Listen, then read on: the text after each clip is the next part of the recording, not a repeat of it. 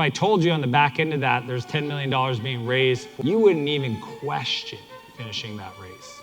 You wouldn't ask how much further you had to go, you would just get it done. Wouldn't you? Yes. What's the difference? Clarity of purpose, mission. I have one of the most exciting guests I've had in quite some time. I literally had the chance to sit down with Dan Martell. Proud that he's here today. Dan Martell, welcome, brother. Dan Martell. Dan, a Canadian entrepreneur, investor, and a business coach who has helped thousands of SaaS founders grow their companies. He has successfully built and exited 3 technology companies, including Spheric Technologies, Flowtown, and Clarity.fm. He is also the author of book, Buy Back Your Time. Dan went above and beyond and talked about how you can actually buy back your time. Dude, I have an unlimited budget for 2 things in my life, my health and my personal growth. Literally, I think the fastest way to develop is to deploy dollars to buy blueprints to solve problems. He also talks about the framework and the mindset that it actually takes to build something significant. Building a business feels great at the beginning until you hit the pain line. So what happens when we hit the pain line? Usually one of 3 things. The first thing is we decide to I should, huh? don't be shy. Don't be shy. And Dan, I resonated with him a lot because when he was younger, he was a maniac, kind of the same way that I was. We're both into punk rock, we were both into skateboarding, we were into those kinds of things. And, you know, obviously we grew out of it, right? To some degree. You're still a little nuts. This guy does backflips on snowboards and stuff like that. But what would you say to people that feel like they're getting stuck or they're around the wrong people that aren't necessarily pushing them in a way they can grow? And you said something to me once, and I actually really internalized it. If people stop growing around you, stop being around them. What does that actually mean to you? Well, in my home, when you walk in, there's a poster, and it reads, to anybody that visits, you are responsible for the energy you bring into this home. The reason it's there is I believe it's our responsibility to communicate to the people around us, to your point, our friends, our family, our coworkers, what you're willing to accept. And I think the challenge is a lot of us are worried to hurt other people's feelings, and that fear of, you know, hurting people's feelings or being rejected by the other person when we express our preferences is the thing that stops us from getting the things we want. And I'm, as a Canadian, trust me, humble to a fault. Guess what? Humble don't pay the bills. Humble don't pay the bills. I love America. I'm a big fan of the American dream. It's a beautiful thing. You know what I think about the American dream? I think it's somebody that says, I can be anything I want to be. I'm gonna go for it, I'm gonna create, nobody's gonna stop me, I own my world. And with that, you have to communicate your preferences, especially when it comes to energy. And the people around you, just like your environment, communicates what you believe about yourself. This is crazy. I believe your container tells me what you feel you're worth. I think your office tells me, I think your house tells me, I think your coworkers, I think the quality of your team members tells me what you think you're worth, what you deserve. And if you want more, you're gonna have to decide you're worth more, and you're gonna have to start fighting for more, and you're gonna have to hold other people to higher level. And that's why we put that poster in our house, because we wanted to be very clear with everybody that we invited in our home. Everybody's invited, but you're responsible for the energy you bring to our home. So if you want to talk about the news, go in the fucking backyard. You want to talk about stuff that we can't control, do it at your own home. Yeah. We don't do that here. Yeah, clap that up. It's a really important idea. That's what I tell them. Yeah, that was perfect. You've also said something that I really resonated with me about leaving people in the realities that they're in. Normalize that. Normalize that. Can you talk about this? This is a really big, because I have family and friends and stuff, and they're, you know exactly what I'm talking about. Let's explain that. Let's break that down. Well, when you realize that the world isn't as it is, the world is as you are. That's a writer-downer. The world isn't as it is, the world is as you are. That everything you are is a byproduct of the way you see the world, okay? Another way to think about it is your frequency, your energy is what you frequently see. If you believe that to be true, and most entrepreneurs do, they may not have the language for it, but that's the truth, then you gotta understand that other people also live in their reality. And what happens is sometimes, you know, I was talking to my buddy the other day, and he made the mistake of bringing up that he thought his wife wasn't ambitious enough and it was taking him down. Really? Your wife is so powerful that if she doesn't go to the gym, you don't go to the gym? He's like, well, I mean, it's not that I don't go to the gym, but it's harder. Interesting. See, here's my belief. My belief is nobody has to change for me to win. Zero. Nobody. Jesse doesn't have to be a certain way for me to win. Ann doesn't have to be a certain way. Sam, nobody on my team has to be a certain way for me to win. It doesn't mean I accept people to be rude or verbally abusive or anything. Because what I've done is I've normalized leaving people in the reality they've created for themselves. Now, I will always try to be the expression of what I think potential looks like, because that's what happened to me. I had people come into my life that believed in me when I didn't believe in myself. And their expression of that belief is what caused me to see my situation differently. So I can 100% leave my uncle in the reality he finds himself. He can say whatever he wants to say in my presence. I do not have to react, and it doesn't impact my life. If I let it impact my life, that's because I didn't let them stay in the reality. I then adopted it, if that makes sense. And I think that's a powerful opportunity for you to take back control that you might be giving to other people. Yeah, I believe that. I think, again, a lot of us have family that will look at what we're doing. They're like, oh, this is crazy. This is dumb. This is not a good idea. Which is, okay, so, and normal. Can we just talk about this? Your parents probably didn't create the life that you're trying to create for yourself. Does that make sense? How many of you guys want to create a life for yourself that's different than the one you grew up in? Okay, so is it wild to think that they might think, since they've known you since you pooped your pants, that they may not see the world the way you see it, and when you do things that to them seems wild and crazy and big, that when they ask you about it and they're concerned about you, that kind of is normal. Like, I stopped getting upset at anybody in my life not understanding the world I see because they didn't live my world. How could I expect them to not be worried about me? Did I give them? Dude, I ended up in jail twice by the time I was 16. My dad's allowed to worry about me, even as a 45-year-old man, because he lived with that teenager more than he's ever lived with me as an adult. Does that make sense? Now, I can still love him for what he says. So when he asks me these questions that used to make me super upset, like a decade ago, I'd be like, why does he still treat me like a kid? Anybody else have parents that make you feel like a kid? This is what I do.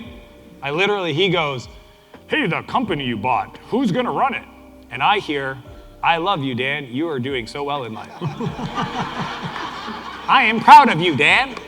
That's what I hear. It's crazy. I don't know what happens. Like, I get this magical phone that just translates that to this, and it's just beautiful.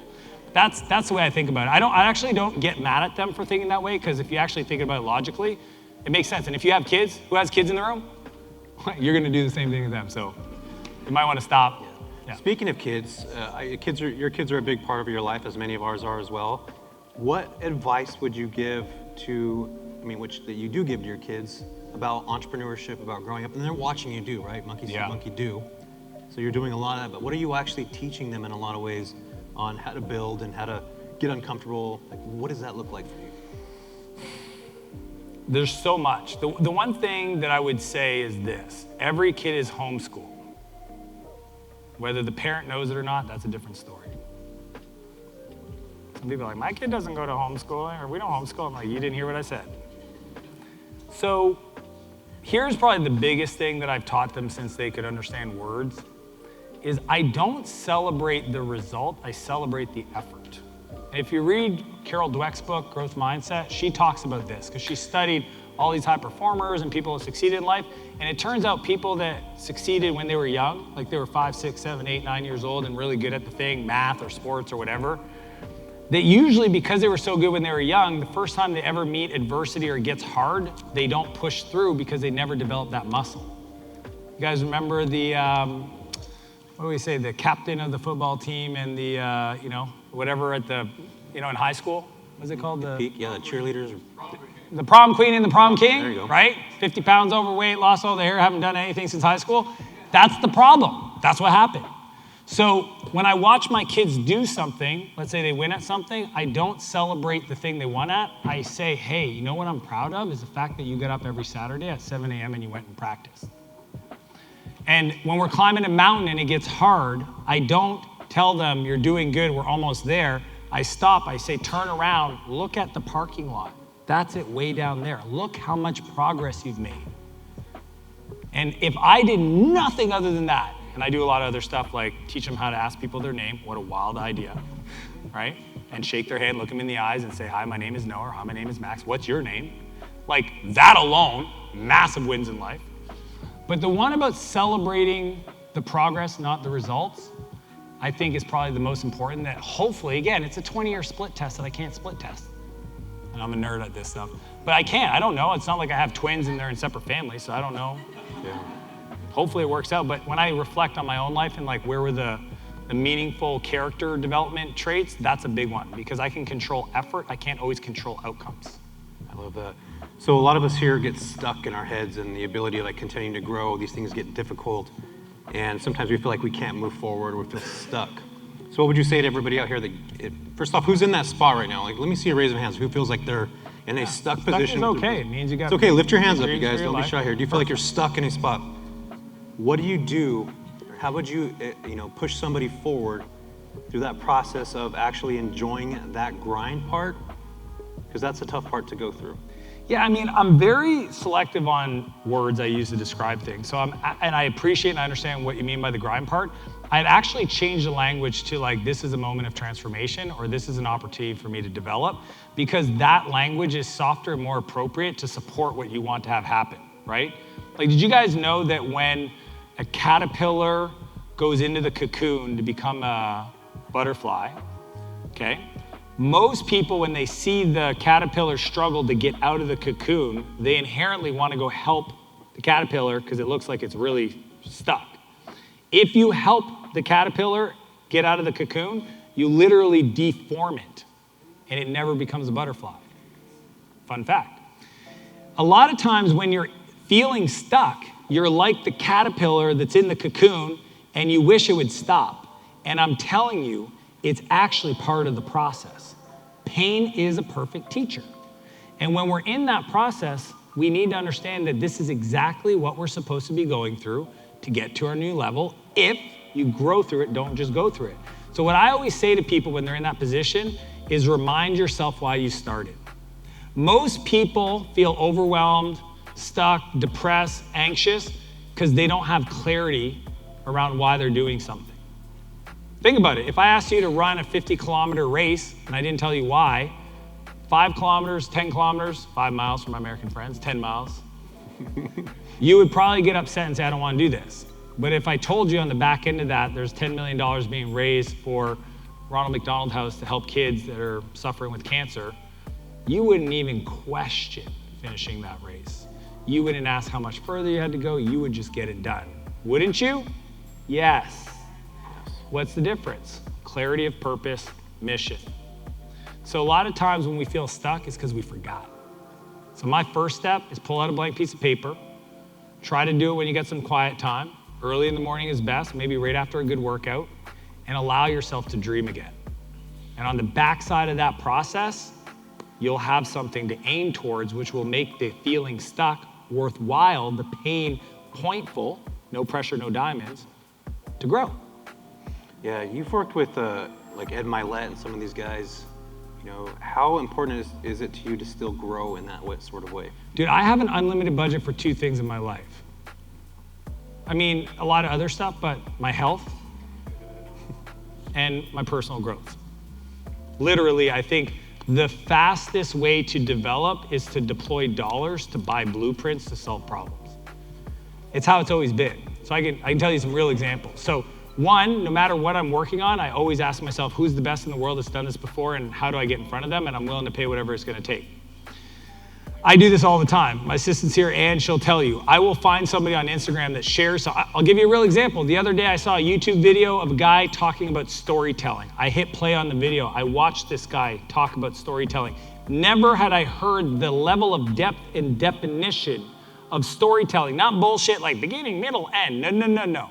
I'm talking nuanced context of storytelling, deep emotional transference. So I reached out to him. I said, how much for an hour of your time? Now I have the privilege of having an audience, so he said, free. I was like, that's fun. But I would have paid him. If he would have said 10 grand, 25 grand, I would have paid for it. Why? Because I'm in the business of communicating stories. To the degree that I do that really well, every other part of my life gets better. So that investment in me getting better to do the act of storytelling is ROI positive. Remember I said new level, new devils? You just need to know what your next level is and find the person, pay them to give you the blueprint so that you can pass the test quicker. There are people out there that literally will give you the answers to the test. And the problem is some of you don't feel worthy of it. You don't think you'll do it. It's funny, like, you know this, Jesse, like most people that are considering working with guys like us, it's not that they don't trust we can deliver. They don't trust they'll deliver. They don't trust in their ability to follow through because they have proof after proof that every time they've gotten excited and bought the thing, they didn't watch the thing. They didn't show up and do the thing. Once you get past that, then it's really about looking at that bank account and going, where can I get the biggest ROI for an investment? And for me, unlimited budget to the degree that I have the ability to integrate the learning. That's it. That's like my, how much is too much? I have 6 coaches that I work with. Family. I have a person that comes and visits us and lives with us in our home to watch how I interact with my kids, to give me notes. I know. Okay? That's wild. I thought it was normal. And then I started telling people, they're like, you have a family coach that comes and lives with you and watches your morning routines? I'm like, if I was a professional athlete, we'd be looking at tape, yes? I'm that serious about being a good husband and a dad. So, yeah. I love that. Last question I have for you is, what's one piece of advice that you got from any of those coaches that you talked to, Ed Milet, any of those guys, that was not what you expected, and how did that change your life? Oh, that's a good question. You're a good asker. I'll give you the one from Ed. If you guys don't know Ed Milet, incredibly, when I think of America, and I think of Mr. Success, I think of Ed Milet. What's up, brother? Like, just, you know, back in the day, wore the suit, and just Mr. Success. And I hired Ed because I needed somebody to, when I say I was Canadian to a fault, the like humble don't pay the bills, I just was. I allowed people to take advantage of me. Luckily, I was good enough in business to be successful, but I would concede too easily, and I knew that of me. So I wanted to find and surround myself with people that were the opposite. And I always resonated with Ed because he had a kind heart, but you could tell nobody's taking advantage of Ed. So I hired Ed to coach me, super awesome experience, but I think it was the 3rd session. We're talking about, you know, this idea of kind of communication, emotions, and visualization. He's got this really incredible process that he's asked me not to share because it's like his IP. But he did give me permission. We talked. If you ever want to see us talk about a little of this, on my YouTube channel, search Dan Martell Ed Milet. I interviewed him, and I went deep on a lot of the stuff we talked about. The thing that isn't in that interview that I'll share with you is the idea of pulling vocabulary. So what happens, because you asked me before I got on stage, like, Dan, are you nervous? Yeah. And the answer is no. But I can say that because I worked with Ed. Because Ed taught me a process before I even get on stage to prime myself to get to a place where I can pull vocabulary. If you think of your ability to communicate the right message at the right time with the right energy right now in this, as the skill to get everything you want, talk to the bank, get the loan, hire that key employee, change your life, negotiate that deal, get a big project. And just like the philosophy of being able to tap into that energy, because that's what it is. I mean, sometimes I'm doing Q&A or whatever, and somebody in the back of the room will be like, yeah, say it louder from the back of the room. And I'll be like, I don't know what I just said. Because I don't. Because the whole point of pulling vocabulary is allowing to essentially transmit the energy. And you know what it's like, because if you've ever been in conversation with somebody, coffee shop, a good friend, you're in the zone, you're in the pocket, you're like vibing, and you feel it, and they ask you something, and something comes to your heart, and you share it. Where'd that come from? That has paid itself dividends, because I literally, big decisions, I go inside. The bigger the decision, the more inside I go. When I'm on stage, all I think about is I'm pouring into you. That's it, I got one goal. I hope I touched your heart. You will not remember the replacement ladder. I'm not sad. What I hope you felt was my desire to see you grow, to see you express, to become the person which I know. This is why you're in this room. They know, you know, I know. There's more. And that's why we're here. That's what he taught me. That's exactly what I'm talking about. You guys, give it up for Dan Martell.